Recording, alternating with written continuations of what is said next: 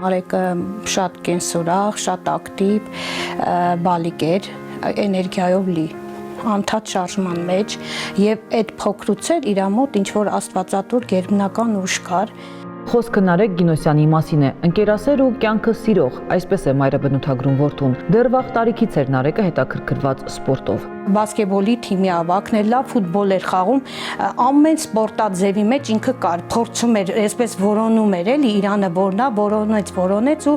որոշեց, որ պետք է բռնցքամարտիկ դառնա։ Բռնցքամարտում Նարեկը բազմաթիվ հաջողություններ է ունեցել, մեդալներ, գավաթներ եւ պատվոգրեր։ Հիմնական դպրոցն ավարտելուց հետո նա ընդունվել է Երևանի Օլիմպիական հերթափոխի պետական մարզական քոլեջ, ապա նաեւ Երևանի ֆիզիկական կուլտուրայի ինստիտուտի բռնցքամարտի բաժինը։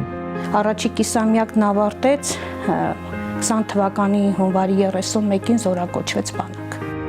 Բանակում Նարեկն օրինակելի եւ կարգապահ զինվոր էր, վաշտի ավագ հրաձիգն էր։ Ծառայության ընթացքում եւս երիտասարդ տղան չէր մոռանում սիրելի սպորտաձևի մասին։ Զորամասի այդ մարզասրահում առաջի լուսանկարներից մեկը իրեն էր փակցված, որտեղ այդտեղ անկյուն կա մարզիկների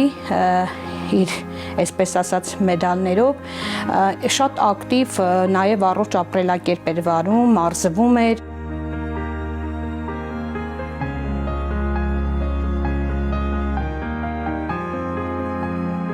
Նարեկն ընդամենը 8 ամսվա զինծառայող էր, երբ սկսվեց 44-օրյա պատերազմը։ Հենց առաջին օրվանից երիտասարդ տղան մասնակցել է տարբեր մարտերի տարբեր ուղղություններում։ Շատ տղաների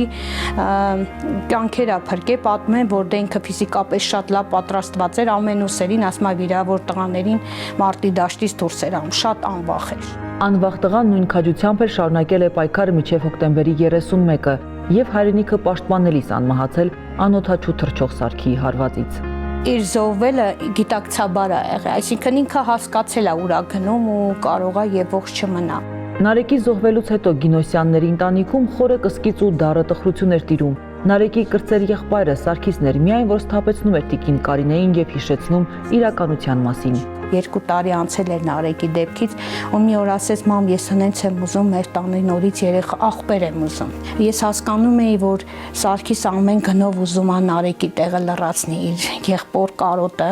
ու անընդհատ Նարեկը Սարգիսի երազին գալիս էր որ ես ողջ եմ, կենդանի եմ, գալու եմ։ Աստծո պարգև առանց որևէ միջամտության այսպես օրերից մի օր իմացա որ բալիկ եմ սպասում։ Եվ լույս աշխարհ եկավ փոքրիկ Ռոբերտը, որ իսկապես լույս ու հույս բերեց Գինոսյանների ընտանիքին։ Արիմ խելացի բալիկ, արիմ համով բալիկ, իմ բալիկը շատ խելացի բալիկ է։ Ես իրան ասում եմ իմ չեմպիոն տղա ու հավատում եմ, որ ինքը անպայման իր եղբոր կիսատ գործը շարունակելու է, օրերից մի օր ինքը օլիմպիականի դրոշը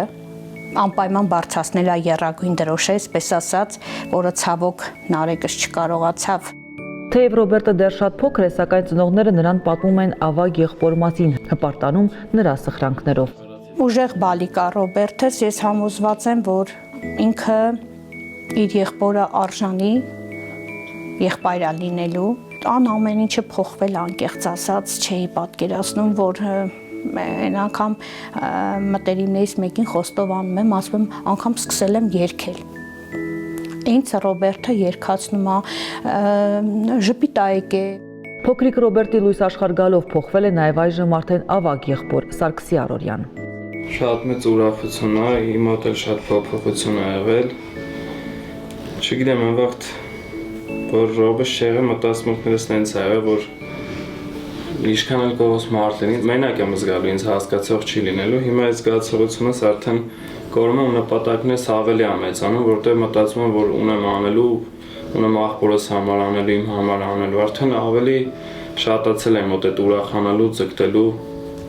էլ չեմ այդ հիասթափությունը ապրում, էլի։ Շատ բան ա փոխվել, ճիշտ ասած,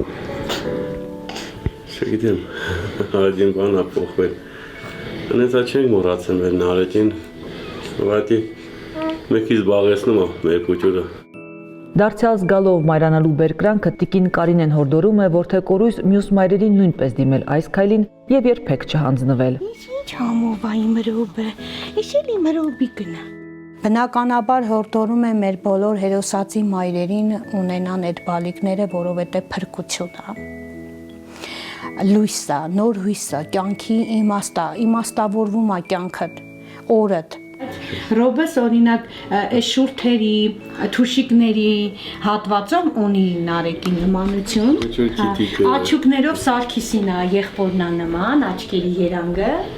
Այսպես ինքը փորձել է երկու եղբայրներին նմանի, որ չնեղացնի էլի որևէ մեկին։ Ու ամեն օր ասում եմ, շնորհակալ եմ Սարգիս ջան, առաջին տղայից, որ ամեն ինչ հորդորեց, որ ես այդ բալիկն ունենամ, Աստծո կամոք ունեցա։